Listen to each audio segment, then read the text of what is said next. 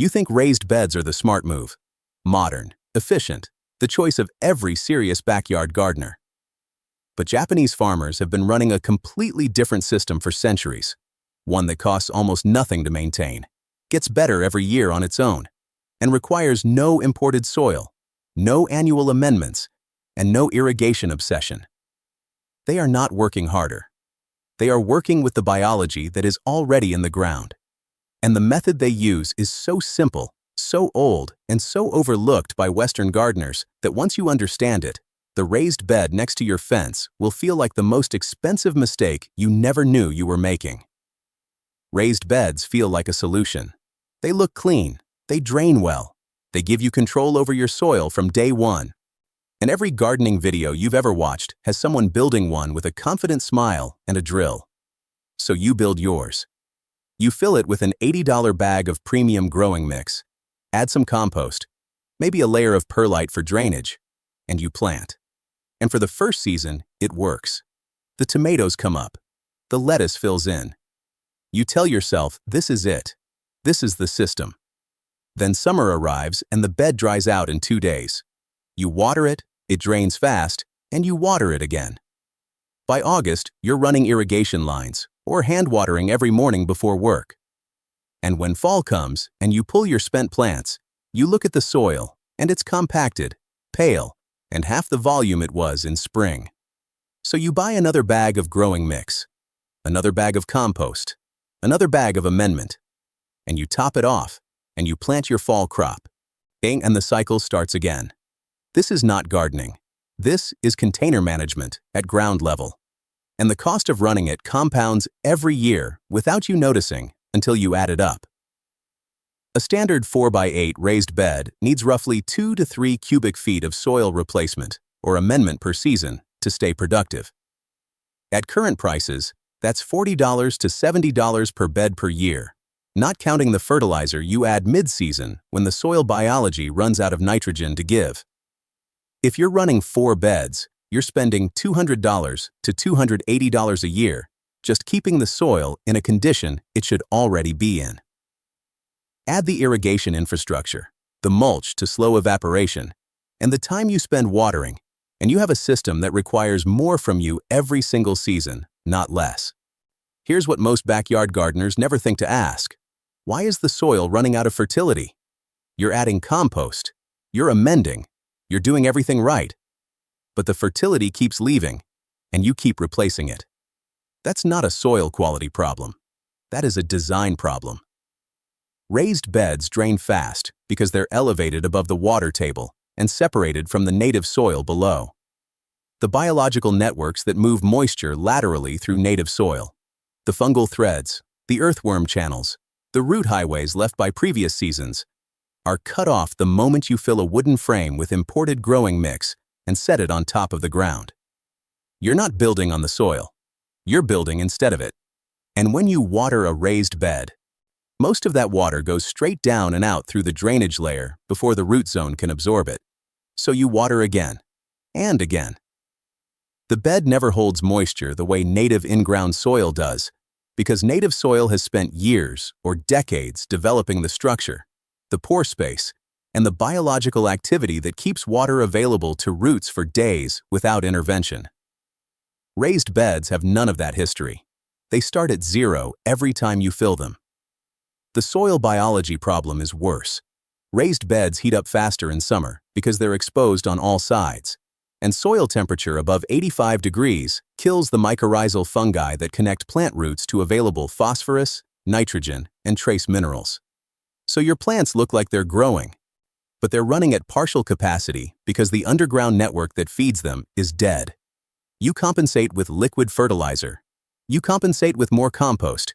You compensate with cover crops in winter to rebuild what the heat destroyed. And then summer comes again, and the cycle resets. Most people assume the answer is better inputs, better compost, better soil mix, better fertilizer, better irrigation timer. And the advice you find confirms this. Amend more. Water smarter. Add worm castings. Buy this inoculant. Add this trace mineral blend. And you do. And it helps a little. And the bed keeps asking for more. You're not building a system. You're subsidizing a dependency. The real problem is not what you're putting in the beds. The real problem is that the beds are designed to need constant input by their very nature. A container elevated above living soil will always drain too fast, heat too much, and lose biology too quickly for you to keep up without spending money and time every single year. It does not matter how good your growing mix is. The structure is the problem. Meanwhile, the soil 6 inches below your feet has been building fertility, structure, and biological complexity since before your house was built.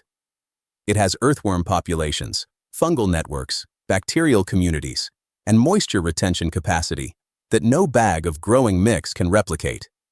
It is not perfect. It may be compacted, or clay-heavy, or sandy, or slightly acidic. But those are fixable conditions. The soil is already there. You don't have to buy it, haul it, or rebuild it from scratch every spring. And the fertility that native soil generates does not come from a bag. It comes from the billions of organisms processing organic matter, fixing nitrogen, breaking down minerals, and feeding plant roots through mycelial networks that took years to establish. You cannot replicate that in a raised bed in one season. You cannot replicate it in 3 seasons. The biology simply does not have time to build what the ground already has. Japanese farmers never stopped looking at that native soil as the asset. They never separated themselves from it by building boxes on top of it. And the method they developed around it does not fight the soil's natural tendencies. It works with them, year after year, getting easier as the biology compounds and the structure improves without anyone lifting a shovel to start over. The question is not what to put in your raised beds. The question is whether you should have built them at all. The method Japanese farmers have used for generations does not have a single branded name the way Western gardening trends do. It is not a product. It is not a technique you learn in a weekend workshop. It is a relationship with the soil that starts from a different assumption entirely. The ground is already alive, and your job is not to replace it, but to work with what it has already built. The core practice is in-ground cultivation with minimal disturbance, planting directly into native soil that has been layered with organic matter on the surface and left undisrupted below. No tilling, no turning, no hauling in of foreign growing media. The soil structure that took decades to develop stays intact, and the fungal networks that took years to thread through the root zone stay connected. The earthworm populations that aerate and fertilize as they move stay undisturbed. You are not starting from zero. You are starting from everything the ground already knows how to do. This is not laziness. This is precision. Because every time you turn soil, you destroy the vertical architecture that biology spent years building. Tilling exposes buried weed seeds to light so they germinate. It severs mycorrhizal threads that were connecting plant roots to mineral deposits 2 feet away. It brings anaerobic bacteria to the surface where they die, and brings aerobic surface bacteria into the dark where they suffocate. The soil takes months to restabilize after a single deep till, and then you till it again next spring, and the clock resets. The Western gardening calendar is built around destroying and rebuilding soil biology on an annual cycle. Japanese farmers never saw the logic in that. The layering practice that accompanies no-till in-ground cultivation is simple. You place organic matter on the surface: straw, leaves, wood chips, spent crop material, kitchen scraps, green cuttings, and you leave it. The organisms already in the soil pull it down. Earthworms drag leaf fragments into their burrows. Fungi extend threads through the decomposing layer and transfer the nutrients they extract directly to plant roots. Beetles and millipedes shred the coarser material into smaller particles that bacteria can process. The whole decomposition chain runs without you. And what comes out the other side of that chain is not compost you bought from a bag. It is humus, stable, a carbon-rich soil organic matter that holds water like a sponge, binds nutrients so they do not leach away, and feeds soil biology for years before it needs replenishment. Here is what most Western gardeners miss. Compost that you buy, bag, and add to the top of your bed is a shortcut that works for 1 season. Humus that forms in place from layered organic matter is an asset that compounds. The difference is not marginal. Soil with 5% organic matter by weight holds 2 to 3 times more water than soil with 1% organic matter. It releases nutrients more slowly and more consistently, which means your plants are never flooded with nitrogen in week 1 and starved of it in week 6. And it builds on itself. More organic matter feeds more biology. More biology processes more organic matter. The system amplifies over time without you adding more energy to it. The water retention contrast becomes visible in the first dry spell. In-ground soil treated with surface mulching and no disturbance will hold moisture at root depth for 5 to 7 days after a moderate rain, even in summer. A raised bed filled with commercial growing mix will need watering within 36 to 48 hours of the same rain, because the drainage layer at the base pulls moisture away from the root zone before it can be absorbed into stable organic structures. You are not imagining the difference. It is structural. And no irrigation timer fixes a structural problem. Now look at fertility. In a raised bed, you import nitrogen from a bag. It gets taken up by plants or leaches out through drainage, and it is gone. You replace it next season. In-ground, no-till soil, nitrogen arrives through multiple channels simultaneously. Atmospheric nitrogen fixed by bacteria living in root nodules. Nitrogen released from decomposing organic matter by fungi. Nitrogen from earthworm castings deposited directly in the root zone. Nitrogen from the bodies of dead soil organisms that turn over their biomass to the next generation. None of these channels cost money. All of them run continuously as long as you do not disturb the biology running them. Setting this up does not require special tools or imported materials. You clear the area you want to plant. If the ground is compacted, you use a broad fork, a two-handled tool with long tines, to open channels without inverting the soil layers. You push it in, rock it back, pull it out, and move 6 inches down the row. This breaks compaction without turning anything over. Then you lay 4 to 6 inches of organic surface mulch. Straw works well, wood chips work well, leaves work well, and you plant into gaps you open with your hand or a dibber. That is the setup. For a 200 square foot planting area, this takes 2 to 3 hours the first time. You will not do it again. The first season, your yields will be roughly comparable to what a well-amended raised bed produces, maybe slightly lower if your native soil is starting from a difficult baseline. This is the honest answer. The first year is not the payoff. The first year is the setup. You are feeding the biology that will feed you for the next decade without asking for anything back. By the second season, the surface mulch has partly decomposed and the earthworm population has doubled because you have given them food and shelter and stopped killing them with a tiller. The soil at 4 inches is noticeably darker and looser than it was the year before. Your watering frequency drops by roughly half because the organic matter is holding moisture longer. You apply another layer of surface mulch in early spring, 2 to 3 inches, and plant into it directly. That is the only input you add.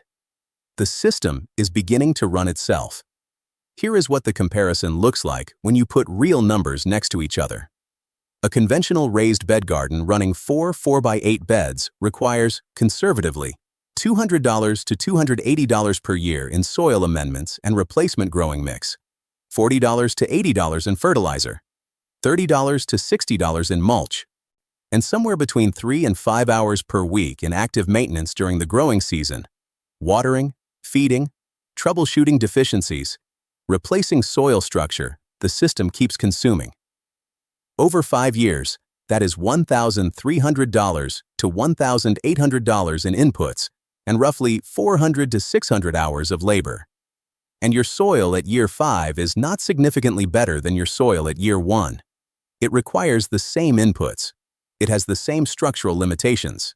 It will require the same inputs in year 10. The in-ground no-till system running the same footprint costs roughly $30 to $60 in the first year for broad fork rental or purchase and initial organic mulch material, assuming you do not have wood chips or straw already available. After that, your annual input cost is close to zero if you are composting kitchen scraps and using garden waste as surface mulch. Maintenance during the growing season drops to roughly 45 minutes to an hour per week once the system is established, because you are not watering every other day, not troubleshooting nutrient deficiencies caused by drainage, and not rebuilding soil that keeps disappearing. Over 5 years, you spend maybe $150 total on inputs, and your soil at year 5 is measurably richer, more biologically active, and more water retentive than it was at year 1. It keeps improving without you adding more. Think about it. If your system costs more and demands more every year, the design is working against you. That is not a gardening problem. That is an engineering problem.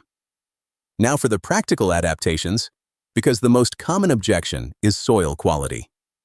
If you are starting with heavy clay, the Broad Fork Pass opens drainage channels without inverting the clay layer and destroying its structure. Then you mulch heavily, 6 to 8 inches of wood chips or straw, and plant into the mulch itself for the first season while the biology begins working the clay from below. Clay soil that has been mulched and left undisturbed for 2 years becomes workable at the surface as earthworm activity and fungal decomposition break down the compaction. You are not fighting the clay. You are letting biology solve it for you. Sandy soil holds the mulch layer even better than clay because the surface drains freely and the organic matter you add stays at root level longer without compacting. The main adjustment is watering frequency in year 1 before the humus layer builds. You may water slightly more often than a clay-based no-till garden in the first season. By year 2, the organic matter accumulation closes most of that gap. For urban lots with limited space, the footprint required is genuinely small. A 10 by 10 area managed this way can produce a meaningful portion of a household's vegetables in a temperate climate because the yield per square foot increases each year rather than staying flat. You are not trying to compensate for poor soil with raised bed volume. You are building a system that compounds inside a fixed boundary. The space does not need to grow. The fertility inside it does. If you are dealing with HOA, restrictions on visible garden beds, in-ground planting looks like a conventional landscape from the street. There are no wooden frames, no visible soil bags, no infrastructure that reads as agricultural. A mulched in-ground bed planted with tomatoes, peppers, and herbs looks like a well-maintained garden border. The biology doing the work is invisible. That is part of the design. After year 3, the system is self-regulating in a way that no raised bed can match. Your earthworm population has stabilized at a level that turns over the top 6 inches of soil multiple times per season without you touching it. The fungal networks are threaded through the entire root zone, moving phosphorus and water to plant roots in exchange for carbon sugars. The surface mulch decomposes into the top inch of soil over winter, and you replace it each spring with whatever organic material is available. Leaves from the fall, wood chips from a tree service, straw from a feed store. The cost per square foot per year at this point is effectively zero. The labor is 20 minutes of mulch spreading once in spring and once in fall. Everything else, the system does itself. You stop buying fertility from a bag when the soil generates it continuously. You stop fighting weeds with herbicide when a thick mulch layer blocks germination at the surface. You stop scheduling irrigation around a bed that drains itself empty because the soil holds what the plants need between rain events. You stop rebuilding a system that keeps collapsing and start managing one that keeps building. This is not about working harder. It is about designing a relationship with the biology that was already in the ground before you arrived. Japanese farmers understood that the soil is not a container to fill. It is a partner to work with. And partners, once the relationship is established, do not need constant management. They need respect for the conditions that let them function. Leave the structure intact. Feed the surface. Get out of the way. The garden improves. The inputs drop. The labor follows. And every year, you do not till. Do not replace. Do not buy your way back to where you started. The gap between what your system costs and what your neighbor's costs grows wider. Stop filling boxes with soil you have to buy. Start working with ground that has been building fertility longer than either of you has been alive.